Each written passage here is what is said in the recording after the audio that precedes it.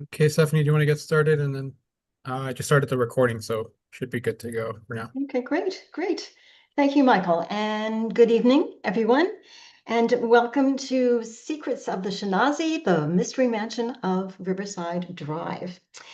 Our host tonight is the Bloomingdale Neighborhood History Group, and for those of you who are not familiar with the group, I'm a member of the planning committee there. I'm also the author of this book, Heaven on the Hudson, Mansions, Monuments, and Marvels of Riverside Park. And I mention that because it was research for this book that led to the history that I'm going to share with you tonight.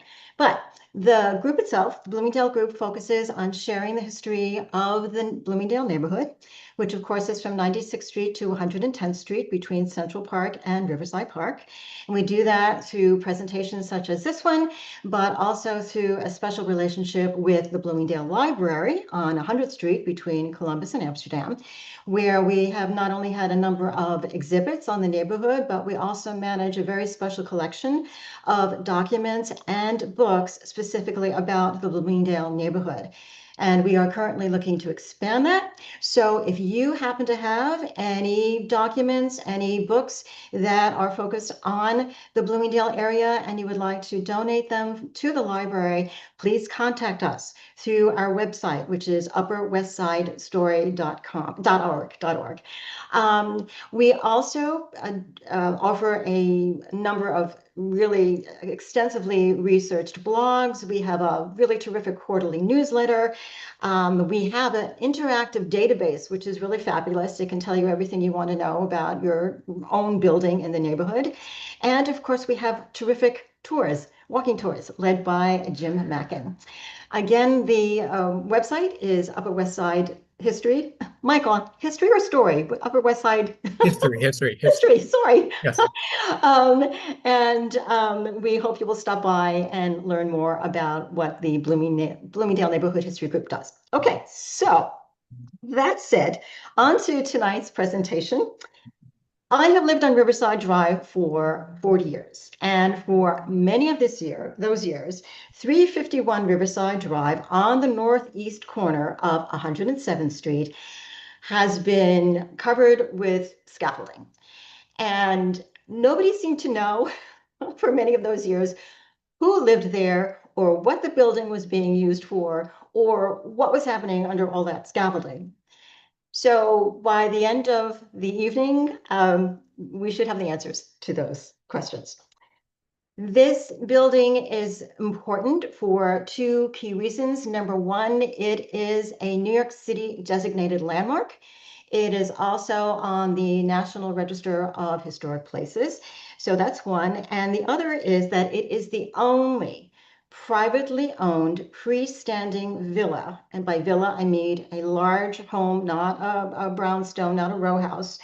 The only remaining one privately owned on the drive and one of the last remaining detached single family residences in the city, really. It is also, in my opinion, the jewel of Riverside Drive. So tonight, we will explore both the design of the house itself and the history of the people who lived there. So since this is a history group, let us begin by looking at what was originally in this location even before the building came to be. So Samuel Gamble Bain was an Irish immigrant who came to the US in 1869 at age 25. He began his career manufacturing linens, moved on to the oil business, then to banking, eventually heading the Seaboard Bank. Riverside Drive and Riverside Park formally opened in 1880, and the neighborhood proved to be a particular draw by century's end for those in the banking business. In fact, the drive from 104th Street to 108th Street became known as the Bankers Colony because of the number of bankers who chose to buy land and build homes there. And Bain was the first. He moved to the northeast corner of 108th Street in 1887. And 2 years later, in 1889, he began buying up all the lots between 107th Street and 108th Street from Riverside to West End Avenue. In 1891, Bain had, by that time, 7 children, which is probably why he built himself a larger home on the southeast side of 108th Street, directly across from the first home. And you can see both of them in the photo. The one to the left was the first, the one to the right was the second. When he resold the remaining lots between 107 and 108 on Riverside in 1899, he required that any future construction leave at least 30 feet between the houses in the middle of the block and those on either corner, assuring, therefore, appropriately upper crust residences. So, in case you ever wondered why, unlike every other street where buildings are smack up against each other, there are notable openings between 351 and 352 Riverside Drive, and also between 353 and 355 Riverside Drive, that's why. In late 1906, Bain sold the lot for 351 Riverside Drive to this dashing mustachioed gentleman named Morris Schinasi and his wife, Lorette, equally intriguing looking in this photo. She was the granddaughter of Schinasi business acquaintance Joseph Ben Ruby from Salonika, Greece. The Shinasis married in 1903 when she was 16 and he was 48. Construction began in 1907 and was completed in 1909. They eventually lived at 351 Riverside with 3 daughters, Victoria, Juliet, and Altina. And as a brief but irresistible aside here, Altina, the middle child born in 1907, later achieved her own fame. A window display designer on Fifth Avenue by trade, she invented the distinctive Harlequin eyeglass frame, also known as cat's eye glasses. They were inspired by Venetian harlequin masks. This exceedingly popular fashion accessory of the 1930s and beyond was hailed by Vogue magazine and popularized by the likes of Claire Booth Luce and Catherine Cornell. Originally known as Musa Eskenazi, Morris Schinasi was born to a relatively poor Sephardic Jewish family in Manisa, then known as Magnesia, Turkey, in April 1855, one of 4 children, including 2 brothers, Solomon, also known as Shlomo, and Yaakov, and a sister, Sultana. He had little formal schooling and was said to have been illiterate throughout his life. His first job at age 14 was as a cemetery guard. At age 15 in 1870, he left Turkey with pennies to his name and traveled to Alexandria, Egypt, where he found entry-level work as a porter and general warehouse laborer in the tobacco trade. He was eventually hired by a Greek tobacco merchant named Garofalo. In his new position, Schinasi assisted in trading and manufacturing operations while learning cigarette production. First as a hand roller and eventually mastering the craft of producing Turkish-style cigarettes. Garofalo not only taught Schinasi everything about tobacco, but in 1890, when Morris was 35, staked him $25,000 to launch a business manufacturing Turkish cigarettes in America. Arriving in New York 2 years later, Schinasi settled initially on the Lower East Side, where he connected with emerging Sephardic Jewish networks for support, including mutual aid societies and community synagogues that aided Turkish newcomers. He soon sent for his brother Solomon, who, by the way, eventually owned this home, known as Villa Giulia or the Rice Mansion, which is the only other freestanding villa on Riverside Drive. This one is at 89th Street, but it is not privately owned. It is a school. There is a good story there too, but for another time. Up until that time, American smokers were accustomed to Virginia tobacco, not the darker, more aromatic Turkish tobacco. Also, cigarettes in America had been exclusively hand-rolled, with paper and tobacco purchased separately. Schinasi invented a cigarette rolling machine using Turkish tobacco, introducing it at the Chicago World's Fair in 1893. Its success not only allowed him to repay the $25,000 loan, but in 1895 to establish with Solomon the Schinasi Brothers Company, dealing in the quote, importation of Turkish tobacco and the manufacture of Turkish cigarettes. According to an ad for the brand, they were made just as the best Egyptian cigarettes were made in Cairo, of the same fine selected Turkish leaf that captures the palate of the Oriental smoker.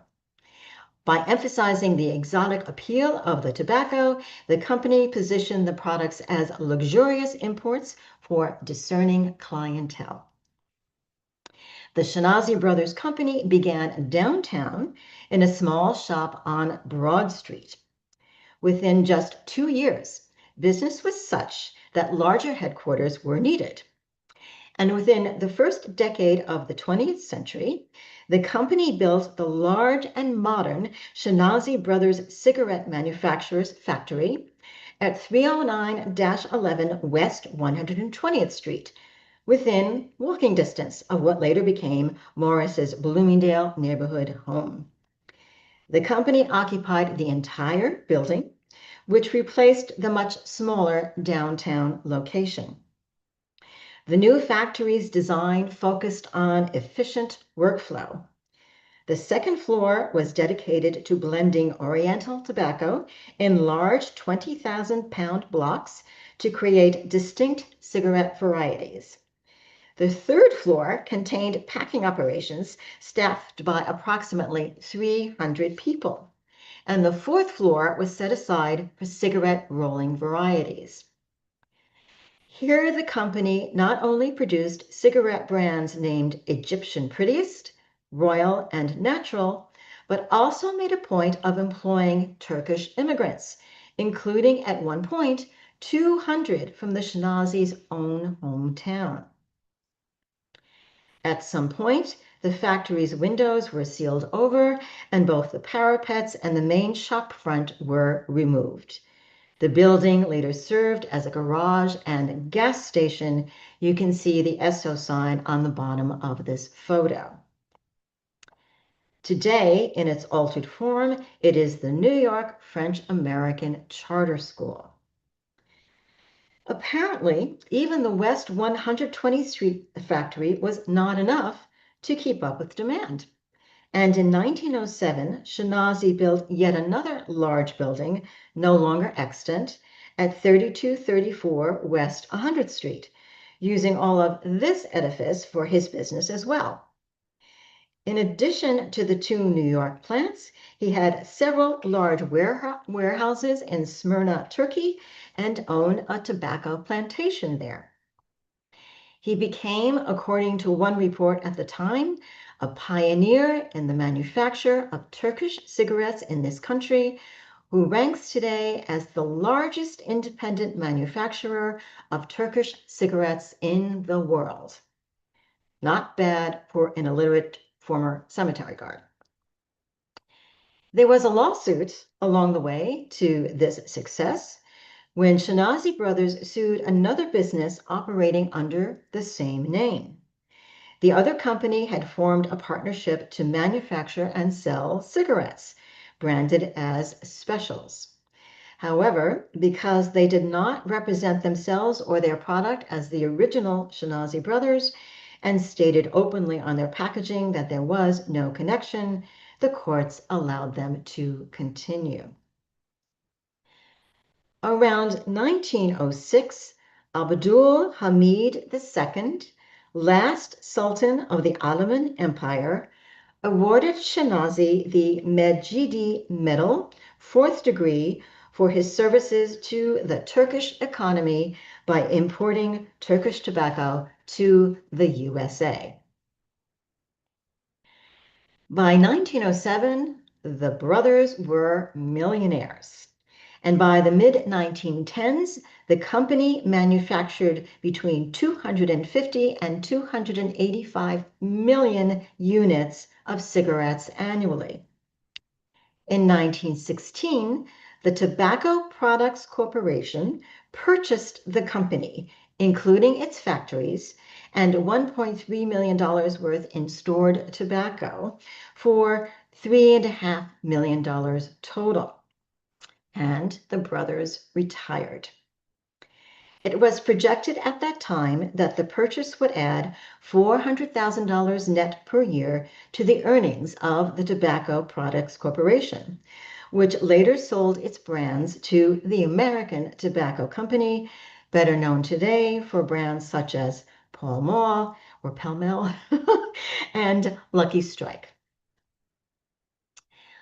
I discovered that cigarettes weren't the only source of Schinasi's wealth. He was apparently also an astute real estate investor, owning over time at least 27 buildings in the city, mostly on the Upper West Side, including this one, the St. Andrew Hotel, once at the northwest corner of 72nd Street and Broadway, so across from Trader Joe's. Schinasi purchased the property for $1.5 million in 1912 and leased it back to the hotel. In 1921, he rented out the roughly 100 feet of Broadway storefronts to the Schulte Cigar Stores Company, and you can see their name on the corner here, for 10 years for the sum of $700,000, said to be a record for Broadway store rentals above Columbus Circle. He also at one point owned the entire block front on Manhattan Avenue between 116th and 117th Streets, as well as all the buildings from numbers 116 to 122 on West 98th Street. It's been said that despite his affluence, Schinasi led a relatively low-profile, unostentatious life, focused on family and business. He was, however, active in many of the city's Jewish organizations. Coming from a poor background himself, he prioritized aiding other Sephardic immigrants in need. A major focus was funding Sephardic synagogues in New York, particularly the historic Congregation of Shearith Israel, the oldest Jewish congregation in the U.S., and a center for Sephardic religious and cultural life, where he was a longtime member. In June 1914, he was elected honorary president of the Federation of Oriental Jews, an organization supporting Sephardic immigrants. The event was attended by over 1,000 Sephardim at the school at 91 Forsyth Street.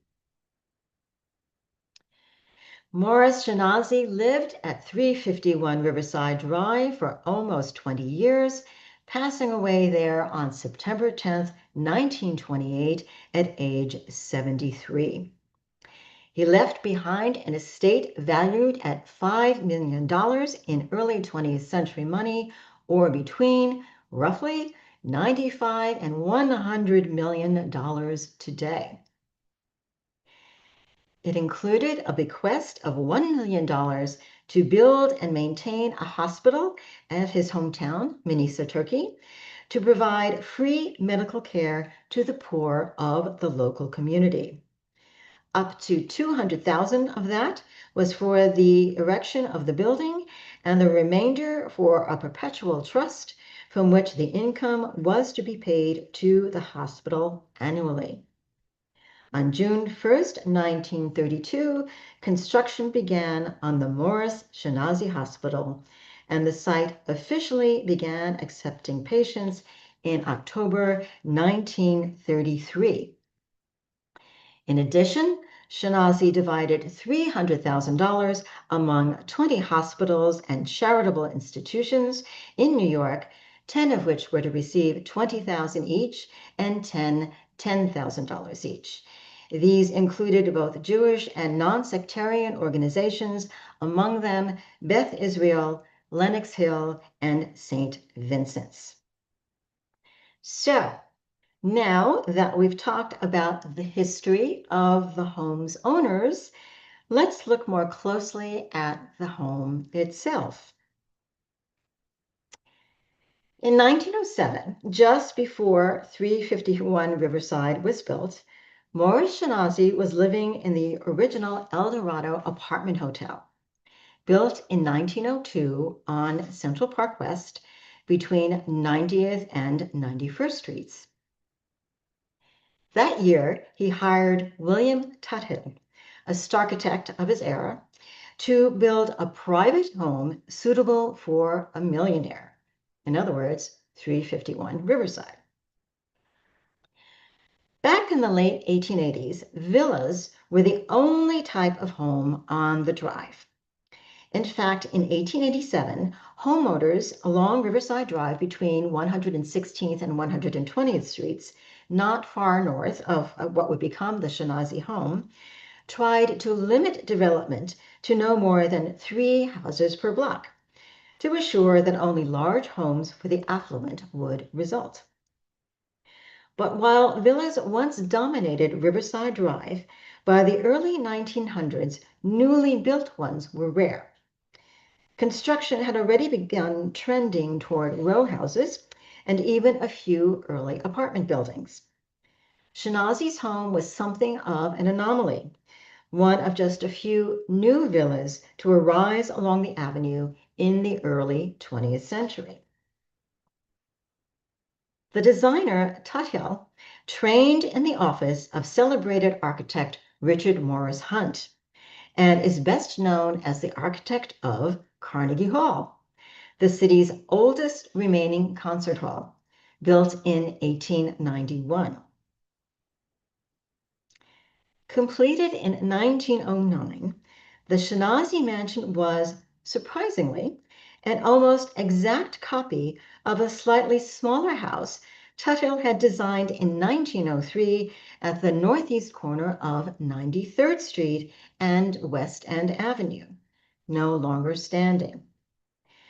According to the publication The New York Architect, Schinasi wanted a design in harmony with his own ideas as to what a home should be, adequate for his own particular purposes, rich in materials, and as far as possible, faultless in execution, and with a consistent architectural treatment on all sides.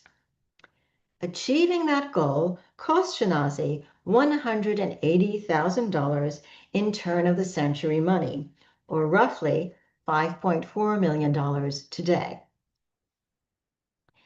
The home was French Renaissance in style, reminiscent of a French chateau. Something, however, must have gone wrong along the way.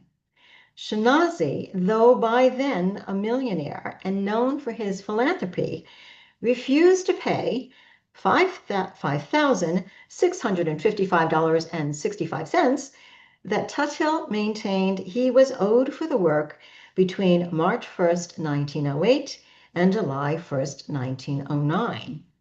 Why remains a mystery. Tuthill took him to court. The Schinasi home is 12,000 square feet in size and was originally built with 35 rooms and 3,500 square feet of outdoor space. The home quickly catches the eye for multiple reasons.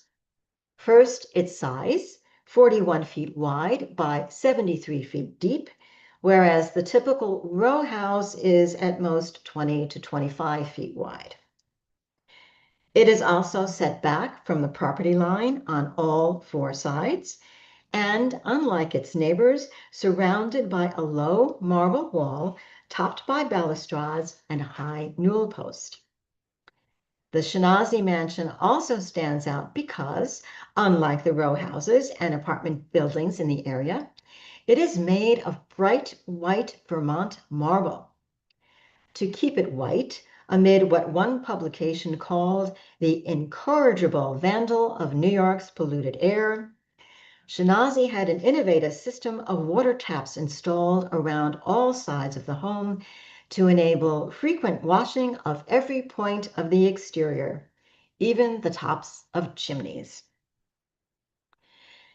The pitched roof is a marvelous deep green tile against which elaborate dormer windows, elegant finials, and a tall stone chimney call attention. There are stone Juliet balconies on the second floor facing the front.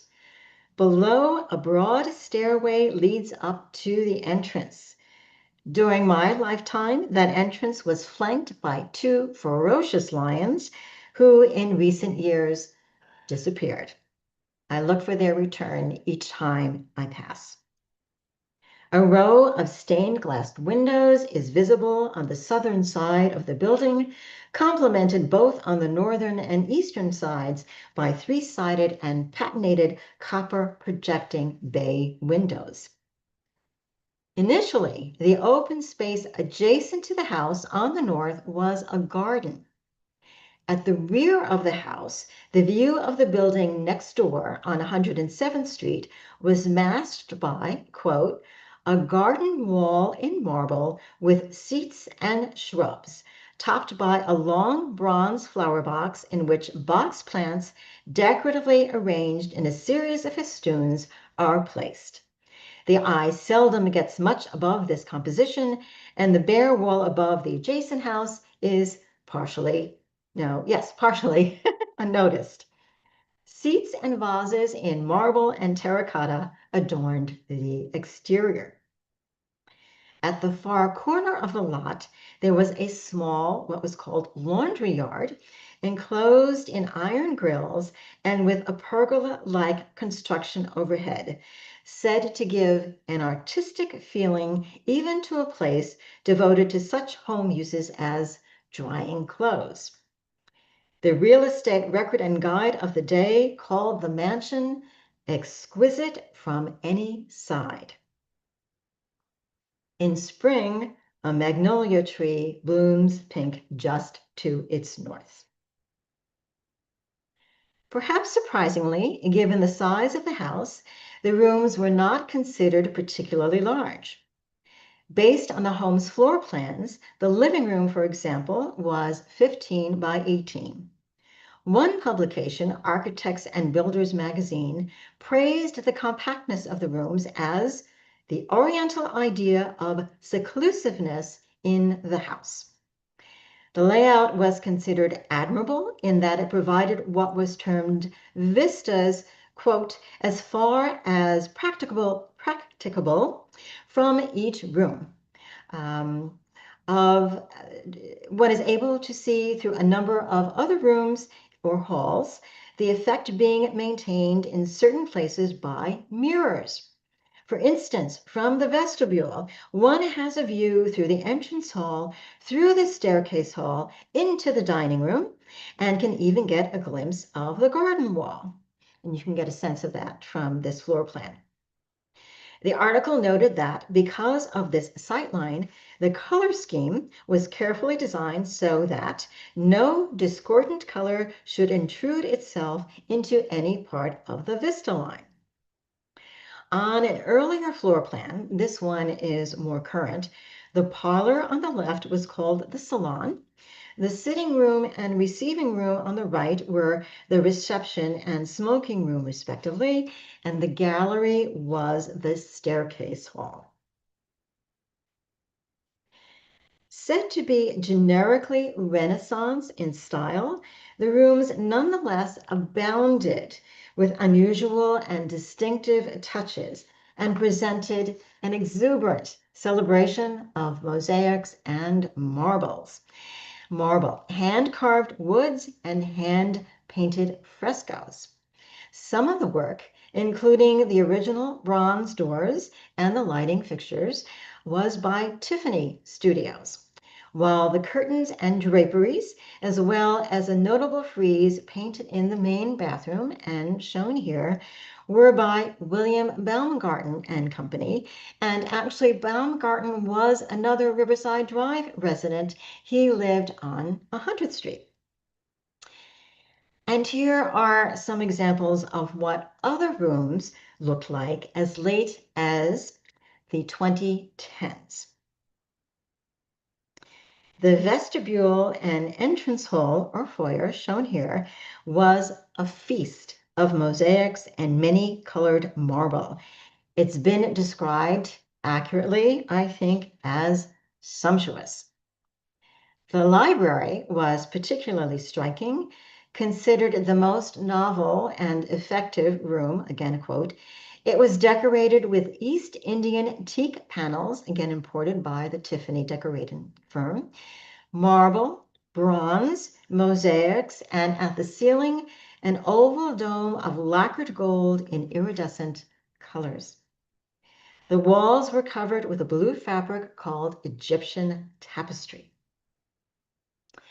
The staircase hall was white oak, originally with gilded panels on the rose silk wall covering and painted ceiling panels above and a coffered oak ceiling. The dining room was mahogany and marble. Most of the main rooms also carried elaborate mural decorations at the cornice level. The house mixed decorative motifs in the form of pineapples, the symbol of hospitality, with, appropriately for the Schinasi family, tobacco, flowers, and leaves. The original entrance and vestibule doors were glass and bronze. The original home also had its own heating and power plant, all electrically powered. The electric wiring was said to be unusually elaborate for the time. The lighting system was such that the owner could illuminate any part of the house from a panel board in his bedroom via remote control. Electricity also powered fire pumps, dumbwaiters, vacuum cleaners, and ventilating fans.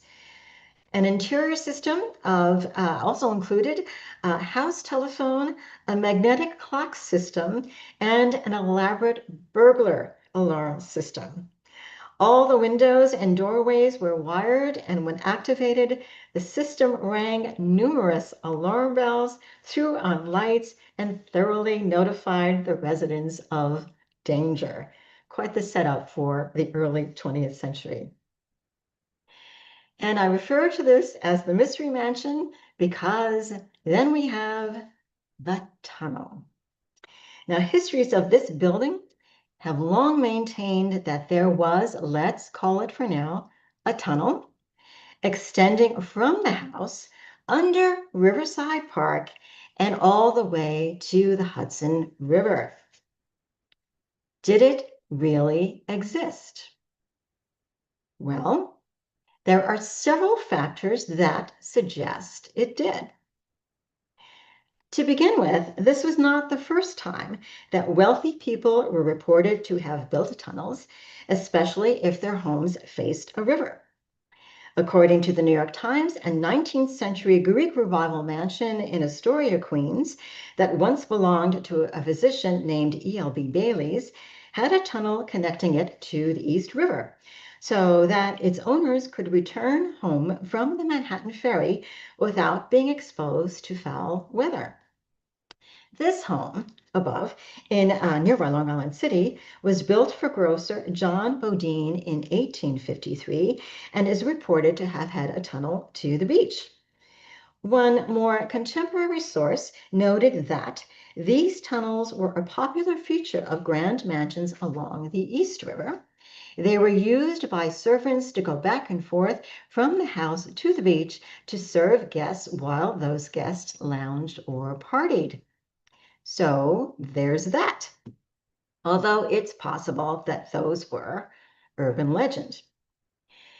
And in 2006, in the Daily News, this article appeared in which a gentleman who owned the mansion at the time, Hans Smith, states that, in fact, there is a tunnel, although he indicates it went to Riverside Park, not necessarily the Hudson River.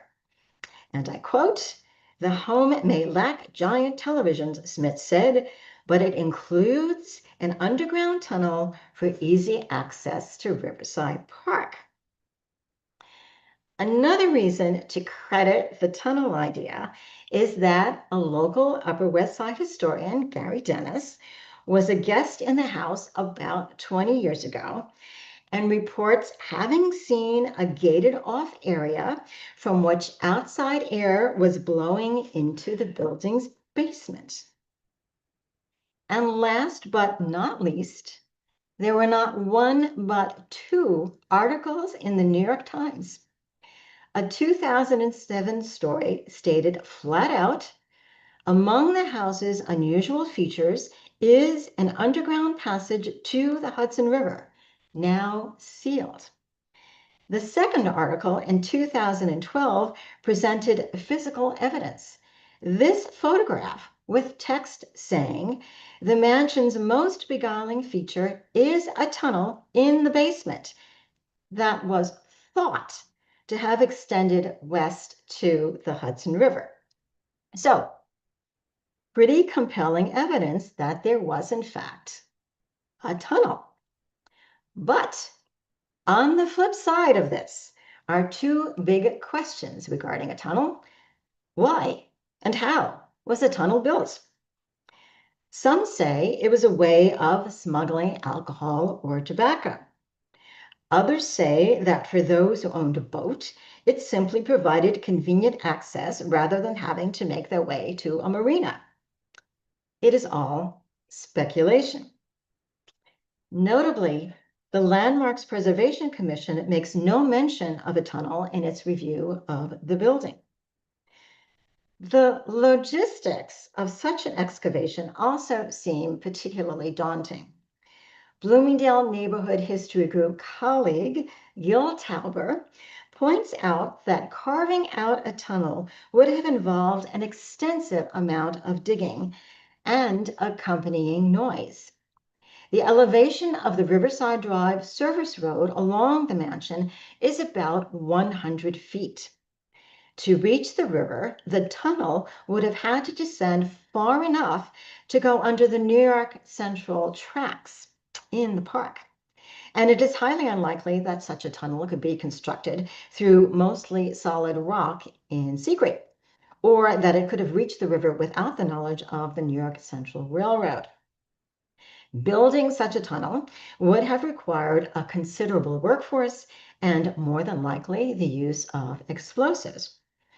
He noted that there are old buildings in Manhattan, primarily commercial buildings, with dug-out spaces or underground vaults, as they are called, beyond the building line for storage purposes. And that residential buildings may also have had vaults, perhaps for storing coal. Over time, many of these have been abandoned and sealed off. Gill added that there is no reason why a vault couldn't be created in a purely residential building, such as the Schinasi mansion, a vault versus a tunnel. Bottom line, no one seems to know how big this so-called tunnel or vault was, or even what it was for. But now you have both sides of the famous or infamous tunnel story. I will leave it to you to decide whether it is fact or fiction. So, yet another mystery of the Schinasi Mansion. And speaking of mysteries, what happened to 351 Riverside Drive after Morris Schinasi died in 1928? His wife, Florette, moved to 1165 Park Avenue and in 1930 sold their Riverside mansion for $200,000. It became the Semple School, the first of many educational institutions to take up residence in the mansion. The Semple School was a private secondary and finishing school for young ladies, mostly from the South. The Drive was once a popular location for private schools, especially for girls. Along with the Semple School, it hosted the Hamilton School for Girls on 90th Street, the Eli School between 85th and 86th Streets, and the Graham School for Girls between 76th and 77th Streets. I have blown up this picture you see as much as possible to check, and it looks to me that sign in the window says Semple School. You can also see in this photo those missing lions I mentioned before. A promotional brochure for the Semple School described it as a modern school which provides every advantage, educational, cultural, and social, for the progressive girl of today. Board and tuition at the time the pamphlet was published, likely in the 1930s, was $1,700 to $1,800 per year. The brochure shows the girls performing plays, dressed for the opera, enjoying afternoon tea, and playing golf. The school was founded in 1898, was first located at 292 West End Avenue, then Central Park West, before moving to the mansion on Riverside Drive. Mrs. T. Darian Semple, aka Rosa Gunter Semple, was the school's principal, and the building was both her place of business and her residence. In 1956, Semple died at the age of 93 in upstairs rooms that she'd occupied for over 25 years. Then, in 1958, the building was purchased and renovated by St. Hilda's and St. Hugh's, today an independent Episcopal school for children ages 2 to 14. It was founded in 1950 by Reverend Mother Ruth, a biracial woman from Harlem who, according to the school's website, envisioned a school community that would reflect the racial and ethnic diversity of New York City and respect and celebrate the faith backgrounds of all families. St. Hilda's and St. Hugh's at the time spanned 3 other buildings, all on 113th Street, when it heard that the Semple School was interested in immediately selling its building and furnishings. St. Hilda's and St. Hugh's purchased the mansion to house its high school classes and upper school chapel, and named the building Charterhouse, after the monastery in England that was led by St. Hugh. As part of the building's renovation, the school installed running water and fire escapes on the upper floors. Riverside Drive, it seems, was cold in the middle of the last century, and despite its 3 furnaces, there were complaints about the building's temperature in 0 weather. According to a school booklet written at the time, the building created a unique learning environment featuring Gilded Age woodwork and cherubs painted on the ceilings. The school owned the building until 1967, when it sold it and opened its current location on 114th Street, just off Riverside Drive. The school's next owner, as of that same year, was Columbia University. The mansion hosted the Columbia Barnard co-ed residential program called the Experimental College, which, according to a source, at one time had 45 residents. It offered unique, non-traditional courses outside the standard curriculum. The Experimental College began life in 1969 at the Paris Hotel on 96th Street, moved to the Schinasi Mansion for about a year in 1970, then to a brownstone at 523 West 113th Street. In addition, also in 1970, Columbia leased the building for the Children's Daycare Center, which also served as a full-day kindergarten. It had a staff of 20 teachers and an enrollment of about 70 children of both Columbia and neighborhood families. In 1974, Columbia planned to oust the center and sell the building. But there was such outcry that it renewed the daycare center's contract for $30,000 in annual rent for another 5 years. This was referred to at the time as an important step in the daycare center's plan to eventually purchase the building from Columbia. Instead, in 1979, the university sold the mansion to Columbia law professor Hans Smit and his wife Beverly for a grand total of $325,000.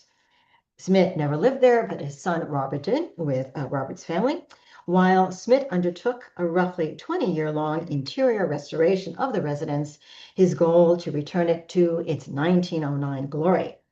Smith also used the mansion for Columbia Law School gatherings and small parties. After completing a restoration, Smith, who owned and perhaps restored a number of other homes in different cities, put 351 Riverside on the market for the first time in 2006 with an initial asking price of $31 million, lowering it soon after to a mere $29 million. And had it sold for that price, it would have been, according to real estate brokers, far and away Manhattan's most expensive residence to be sold above 96th Street. But it did not sell. Instead, starting in the first decade of the 21st century, it served as a stage set for television shows, including White Collar, a story about con man turned FBI partner Neil Caffrey, starring Matt Bomer. Exterior shots of the mansion appeared throughout the show, and the main character lived on the top floor of the home, owned by a character named June, played by Diane Carroll. And the audience is often treated to glimpses of the mansion's first floor with its wonderful woodwork. Neil's more modern top floor apartment is shown with an elaborate rooftop terrace featuring an astonishing view of the city. And this is ironic and I find very amusing because, as in reality, the only view from the top floor of the real building is the top floor of the next building. The rooftop terrace is actually part of a penthouse apartment in Murray Hill.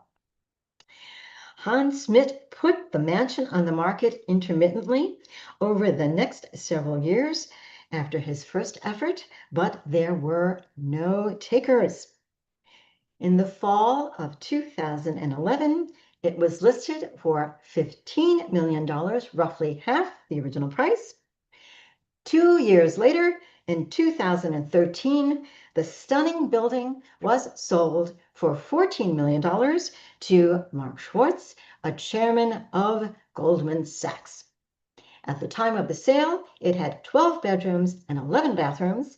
The new owners themselves have done extensive work on the building, including the roof, the pilasters surrounding the house, which were crumbling, and the handsome stained glass windows. And they just finished the library roof. In reviewing the structure, the Landmarks Preservation Commission found that it had, quote, special character, special historical and aesthetic interest, and value as part of the development, heritage, and cultural characteristics of New York City. On March 19, 1974, the Schinasi Mansion was designated a New York City landmark, and in 1980, it was added to the National Register of Historic Places. So, thank you to the Bloomingdale Neighborhood History Group. Thank you to all who joined me tonight, and thank you to my husband, Robert F. Rodriguez, who provided all these wonderful modern photos of the Schinasi Mansion. Thank you, Stephanie. That was a wonderful presentation. And we have a few questions here that we want to start off with. And so just to clear everyone up, if you have any questions, feel free to type them into the chat. Or if you want to ask them directly, you can always raise your hand and we will let you unmute yourself. And for those of you who are not familiar with how our recordings work, our recordings will be available tomorrow on the website at the Upper West Side History Group, so upperwestsidehistory.org. And we will have that link up tomorrow morning. Thank you very much. And okay, so let's start off with the first question here. Do we know if any anything about living descendants from Morris Schinasi? I do not. I did not research the more current line. Got it. And then another question was about the sponsoring of immigration of tobacco workers from his hometown. Do you know if they were specifically Jewish or if it was just like a general hometown? My research did not indicate whether they were Jewish or not, so I can only say, as far as I know, it was more general, but Got it. don't know for certain. Do you know, can you repeat again who was the person that or the who bought the building in 2013? That was Mark Schwartz. Got it. And then another question here is, would the current owners ever consider offering the house tours with ticket sales? I think I can answer that, and the answer would be no. They were no. Got it. Okay. And then Jim has a hand raised. I'm going to let him talk. Hi, Jim.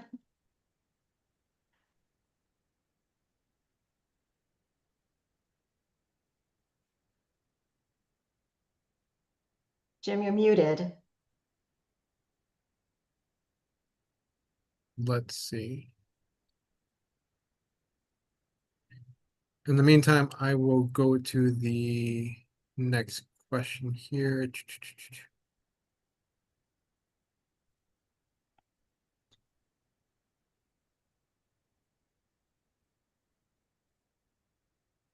Oh, okay. Okay. So Jim, I'll let you. Jim, can you hear us? I think we lost Jim. Do you know if World War II how did the World War how did World War II affect the importing of tobacco from Turkey to the US? Oh, interesting question, but that was again not part of the research. So, and they sold this fairly early on, so I'm afraid I can't address that. Sorry. Understood. Michael, can you hear me? Yes. Now we can. This is Yes. not Michael, but I can hear you. My apologies. I think we pressed the wrong thing here and it prompted my name and whatnot. But let me add two little tidbits, one of which, Stephanie, you and I spoke about just briefly this afternoon. There's a wonderful new biography. It's almost 1,100 pages long on Bennett Cerf. And Bennett Cerf connected with Leonora Schinasi, otherwise known as Bubbles. And she was the granddaughter, I believe, of Shinasi's brother who purchased the Isaac Rice mansion down on 91st Street, right? Right. Yeah. It was Yeah. Lemons. Yeah. And then she swung in an interesting circle with Bennett Cerf, with Frank Sinatra, a whole bunch of interesting people. I forget what her married name was.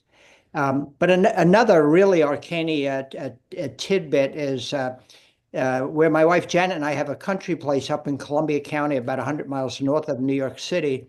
There's a Grange there that has open mic night.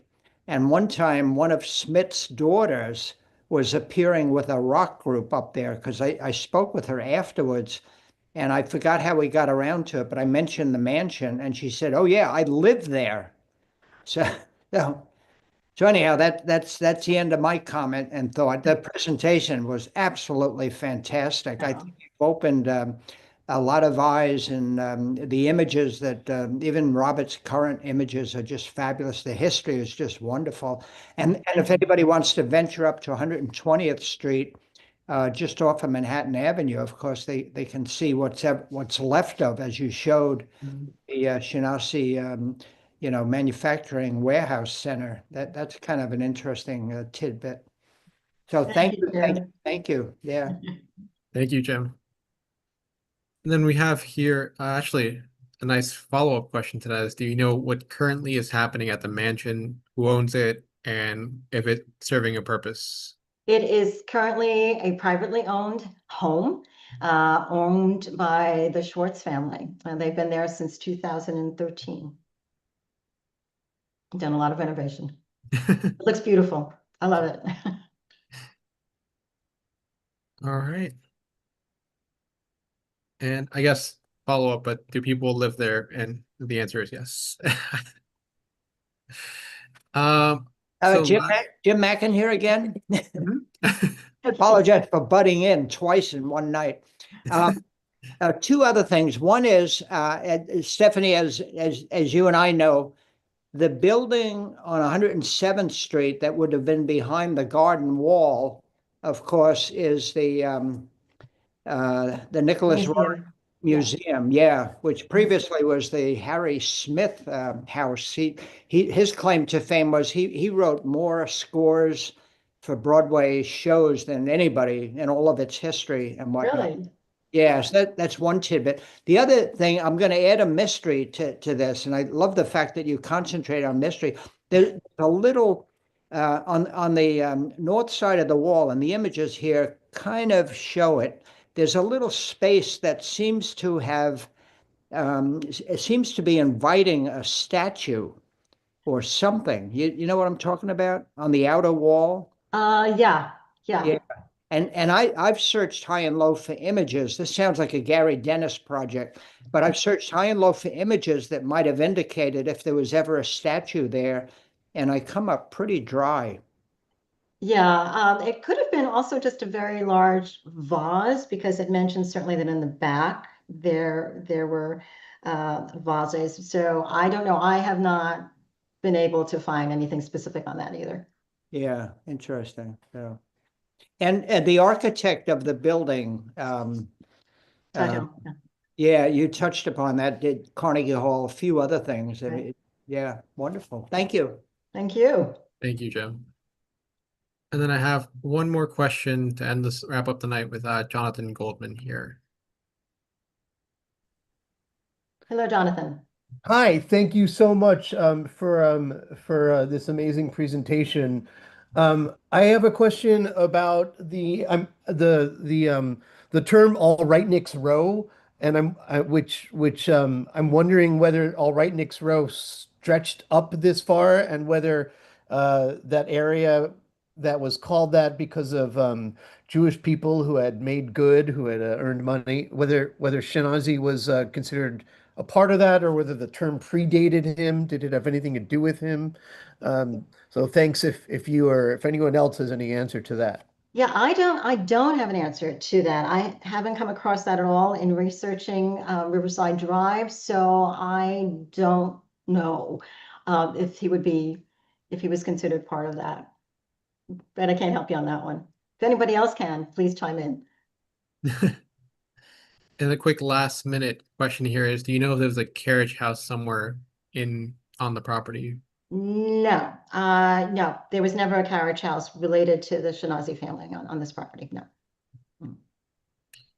All right. I think with that, we wrap up tonight. And again, anyone who wants to share this presentation or rewatch it, it's going to be at the upperwestsidehistory.org tomorrow morning. And it's currently living on the Columbus Amsterdam Bid YouTube page. But thank you, everyone who joined us tonight. Thank you, Michael. Thank